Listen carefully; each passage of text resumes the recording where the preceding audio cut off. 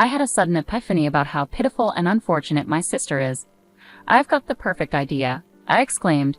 "What kind of idea?" a curious voice asked. "Well, just watch closely." Jessica, dressed in an extravagant wedding gown, one fit for a grand ceremony, gestured for a microphone. Once she received it, she turned to the gathered guests and confidently announced, "Would anyone care to take my sister off our hands? She's not particularly well educated, and she's not getting any younger, is she?" As she spoke, Jessica glanced at her sister with a smug, mean-spirited smile, unaware of how inappropriate her actions were. Her blunder changed the atmosphere in the room immediately. Murmurs spread throughout the crowd, and some guests began casting cold looks in Jessica's direction. Oblivious to the shifting mood, Jessica gripped the microphone tightly again. "Come on, sister, you need to sell yourself more. There are plenty of handsome doctors here. You really don't understand what you've done, do you?" At that moment, an unexpected incident occurred. "My name is Emily Nichols, a plain 29-year-old working woman. I don't have any particularly outstanding features except for one unusual fact. After graduating from middle school, I pursued a career in law and obtained my attorney's license. I have a sister named Jessica, 2 years younger than me. She's charming in appearance and sociable by nature, so she has always been treated specially by our family. I am not particularly noticeable in appearance, just plain, and I fit within the average range in terms of style. Moreover, I'm not especially charming, so I was never much cherished by my family or relatives. I hardly felt any affection and was often treated coldly within our home. I couldn't compete with Jessica's natural charm, and she monopolized our parents' passionate love. On the other hand, all I received were harsh looks. I worked as hard as I could in my studies, earning good grades in the hope of attracting even a little attention from my family, but I could never outshine her. Eventually, tired of striving for my family's love, I decided to take a different path. Giving up on being loved, I poured even more effort into my studies, dedicating myself to deepening my knowledge and finding my own worth. My efforts led to visible results, and I hoped that my academic success would one day lead to a word of praise from my parents. Holding on to this faint hope, I continued to study late into the night throughout my middle school years. I'd always maintained the top spot in my class and outpaced the other students in every test. Despite this, not once did I receive words of praise from my parents during those long school years. Instead, I was often met with what felt like reproach for my grades.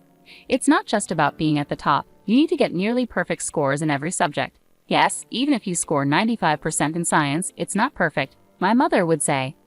"But this recent exam was really difficult," I protested. "Excuses again and again. Your insufficient efforts are why you end up with such results," she retorted, her voice sharp as ice. It was truly disagreeable.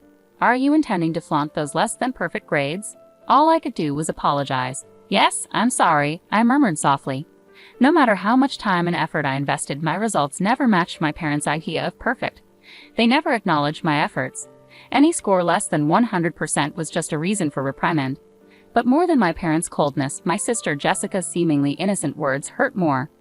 "Oh, sister, you're not getting lectured again, are you?" she'd say, entering my private space without permission and smirking at my report card. Good grades and still scolded.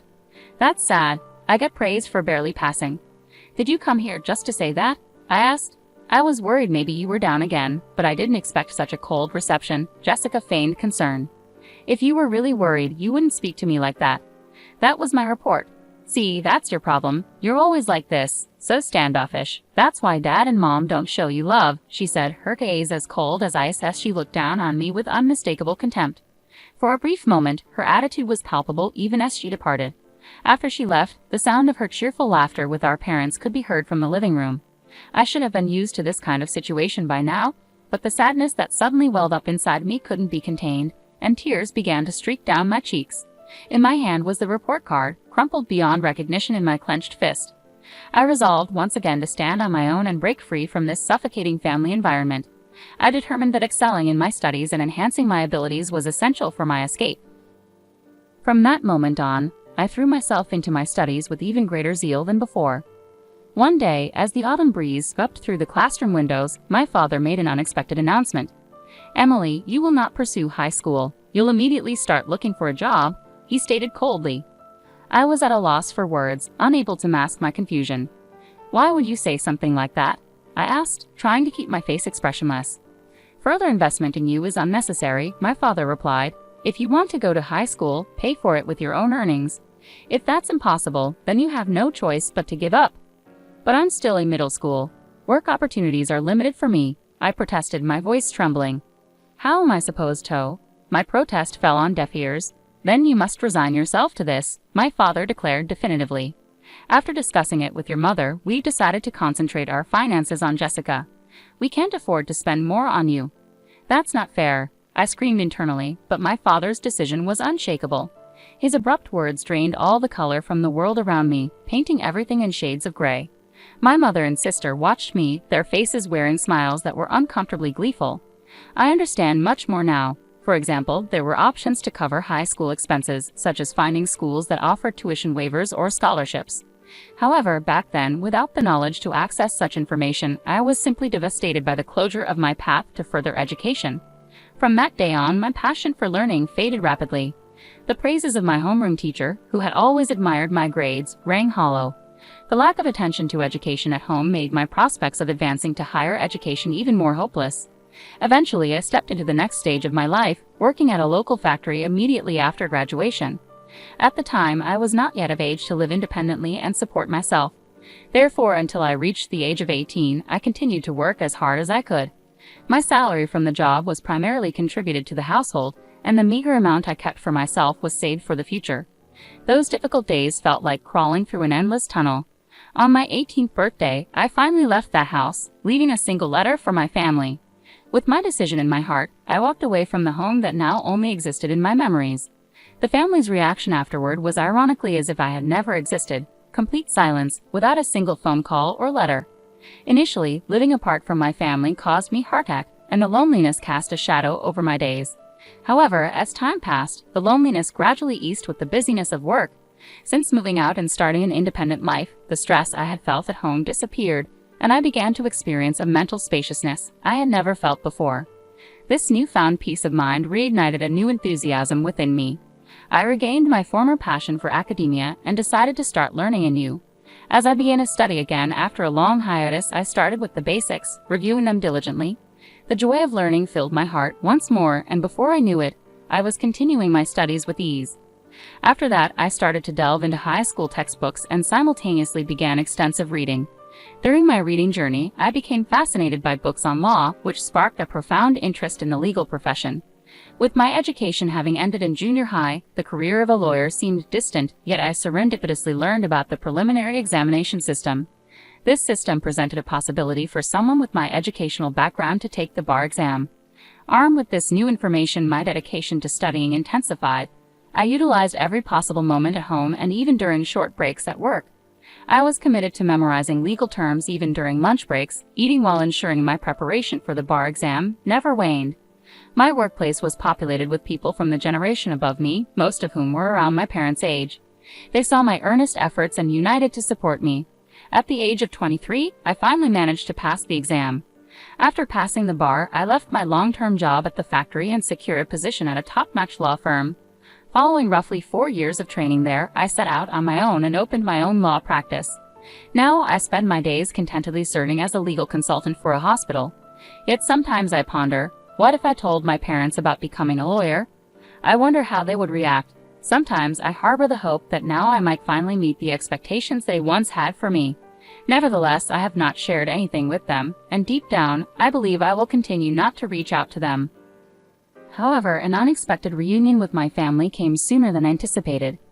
One evening, after finishing work, I came home to find a message on my smartphone from my younger sister Jessica saying she was getting married. Jessica is getting married, I murmured softly to myself. My sister, now 27, was engaged to a doctor, and I received a notification that her wedding was scheduled for next month. They wished for my attendance. Despite the long period of estrangement from Jessica and my parents, the hesitation to meet them was there. But as a family member, I couldn't overlook this significant event, so I sent a reply agreeing to attend. A prompt response from my sister arrived, outlining the exact date and location of the ceremony. Such cordiality, the message ended with a note, "Don't forget the wedding gift." I smiled wryly to myself, thinking that perhaps Jessica was more interested in the gift than wholeheartedly welcoming me. I decided to use the wedding as an occasion to reunite with my family, and then part ways again. I firmed up this resolution. On the day of Jessica's wedding, I donned a carefully selected blue dress and headed to the venue for the ceremony. After completing the entrance formalities, I took my seat in the area reserved for family, where my father and mother were already seated. "You have some nerve showing up here. You must be doing well for yourself with those meager earnings from the factory," my father said coldly. "Indeed, you're right. Introducing someone like her as family does not do us any credit as parents," my mother added with a tone of disdain. "Jessica shouldn't have invited someone like you," my father continued. "I told them exactly that, but they insisted on receiving the celebration money regardless," my mother stated quietly.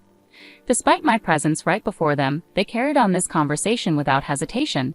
This was the reality I faced. A faint hope that sharing my side of the story might bridge the gap between my family and me existed, but it was swiftly shattered, crumbling inside me.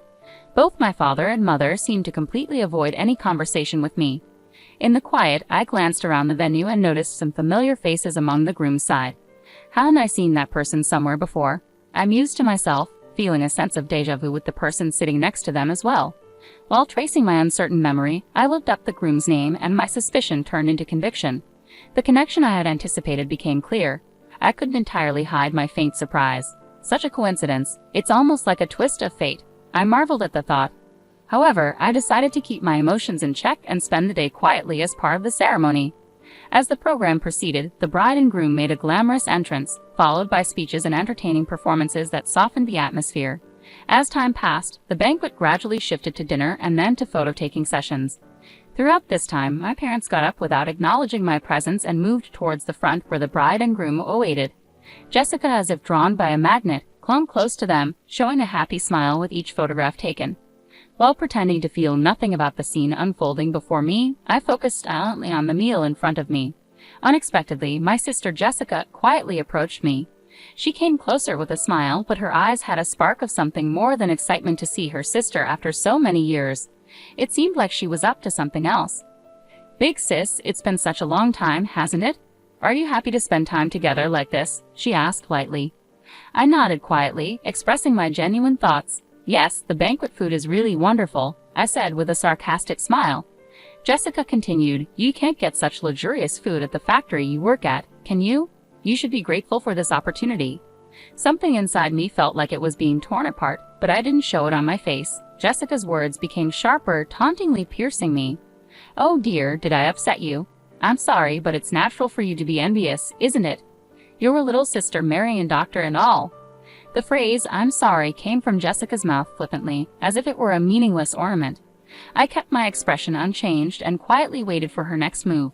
At that moment, Jessica whispered in my ear, "Big sis, because I feel sorry for you, I've come up with a great idea." Despite maintaining her composure, I could sense that Jessica had something up her sleeve. I asked with suspicion, "A great idea? What is it?" Jessica replied with satisfaction, "You'll see. Just watch closely." Then, adorned in her elegant wedding dress, Jessica gathered the attention of everyone around as she received a microphone from the staff. Suddenly, she announced loudly to the guests, "Ladies and gentlemen, you may not be aware, but my sister is here. She may not have the highest education or be the youngest, but if there is anyone kind-hearted enough, could you please take her under your wing?" My face turned red. "What are you saying, Jessica?" I exclaimed. Jessica continued even louder, "Although she doesn't earn much and leads a modest life, is there someone here who can brighten my sister's future?" As the gazes of those around focused on me, my younger sister seemed to be enjoying my confusion with a smug smile. At that moment, a breathtaking scene unfolded. Jessica's blasphemous attitude escalated, and astonishingly, even our normally gentle parents chimed in with her tune. "Please, treat her kindly." This frivolous comment from my parents was the last straw for me. Rage swirled within me. To ridicule a person so much at a time of happiness, how far will you go to be satisfied? I can't believe this. But now it was time for them to be confronted with reality. As the atmosphere shifted and murmurs increased throughout the venue, Jessica, unaware that she was once again the center of attention, cheerfully took the microphone and called out, "Emily, look, there are so many doctors gathered here. It's your chance." I maintained silence, conveying a strong will through my somber gaze. "This is the end for you." A confused Jessica could only respond with, I continued more calmly towards her, "You'll understand soon just how terrible your actions have been." Just as Jessica tried to make an excuse, the groom suddenly raised his voice to address the venue. "Wait, please, why are you leaving your seats?" The venue was riveted by his voice. Looking towards the groom, it was evident that all his colleagues from work were standing up, heading for the exit. Even as the groom tried to stop them, a dignified man who appeared to be the hospital director spoke to the groom with determination. The recent remarks of the bride were so unpleasant that I'm in disbelief. I apologize, but we can no longer stay here. We will take our leave now. In response, the groom hurried to stop the hospital director, offering to take responsibility for her words and actions. Please wait. I admit her words were inappropriate. I'll speak to her directly and ensure she undergoes a serious change in awareness. However, the hospital director pointed out the gravity of the issue and revealed a background that the groom was unaware of. The crux of the problem isn't just that. Do you not know what kind of person her sister is? The groom, though confused, admitted he knew nothing about her sister. No, I only met her sister for the first time today, and all I've heard was that she worked in a factory after graduating from middle school. The hospital director could not hide his irritation at the groom's ignorance. Don't be ridiculous. Her sister is a respected lawyer and also serves as the legal advisor to our hospital. The groom was shocked to learn of this fact, indicating he was unaware that I was the hospital's legal advisor.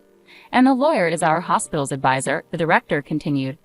Not only the groom, but also Jessica and my parents were at a loss for words. I am contracted as the legal advisor of that hospital, and the hospital where my sister's husband-to-be works is the hospital I work at. The reason why the groom looked familiar was that I had seen him several times at hospital events. The other guests probably came to the same realization upon seeing me. My sister's inappropriate comments only added fuel to the fire, and that's why the hospital director openly expressed his outrage.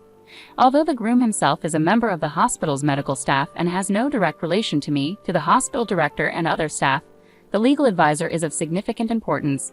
The groom's face turned even redder in an instant, and he stepped toward Jessica, raising his voice in reproach. What on earth is this? Because of your carelessness, my reputation is now tarnished. Jessica stumbled over her words for a moment, then defended herself like a bewildered child. It's not like that. I truly had no idea that my sister was in such a prestigious position. The groom, growing more indignant, continued to reproach Jessica for her ignorance. Ignorance is no excuse, and how can you speak so lightly and disrespectfully of your own sister? As a human being, your behavior is at the very bottom. You've truly lost sight of what's valuable. Jessica, desperately trying to elicit some understanding, pleaded, Wait a minute, listen. I have a good reason. However, the groom, leaving no room for her explanation, declared decisively, The withdrawal from the marriage itself. I have no interest in hearing your excuses. Our marriage discussion ends here. Shocked by his words, Jessica collapsed on the spot as if her soul had left her, her complexion turning deathly pale. Then, in a fit of anger, the groom disappeared from the wedding hall along with the guests. As I was about to leave, I heard a desperate cry from my sister behind me. Please help me, Emily. But without being swayed by her cries, I confronted her with a stern tone. Help you, you say? Why should I do such a thing for you? The situation you find yourself in is the result of the seeds you have sown. Attempting to get a laugh with a joke that mocks others and then playing the victim when it fails is a pathetic sight that I cannot accept. Jessica, fraught with confusion and anxiety, pleaded, Why are you using such harsh words? If I had known about your success as a lawyer. With a quiet yet firm attitude, I responded, Why should I need to inform someone who has never contacted me about my profession? In fact, I was planning to end our relationship after this wedding, but now, having witnessed your unfortunate end, I'm somewhat satisfied. You must be disappointed that your engagement to a doctor has been called off. Well, you better work hard to find your next prospect. With these words, I left the venue with dignity. From afar, I could hear the critical voices of my sister and parents from the guests. Everything proceeded as expected, and my sister's marriage was no more. The parents who had thought a secure future was assured through my sister marrying a doctor expressed their anger towards her for the first time. Due to the commotion, my sister, always pampered, couldn't withstand their anger and sought salvation with a broken heart, but I ignored her pleas without any sympathy. I never answered the phone despite repeated attempts, and I cut off all methods of contact with my family. I heard that my sister had quit her job, now without employment, estranged from our parents, and spending her days shut in at home. As for me, I am maintaining a very satisfying state in both my work and private life, leading a peaceful existence without any significant problems. Although the bond with my family hasn't been smooth sailing, I am fortunate to be blessed with a great deal of support from people in my professional life and my day-to-day existence. This blessed environment isn't due to chance but the result of long-term self-investment and persistent effort. There were days when I faced harsh trials, but it is because I overcame each one that I am where I am today. Reflecting on my past struggles and recognizing their value for myself, I now hope to continue living a fulfilling life at my own pace, setting realistic goals while keeping stress to a minimum.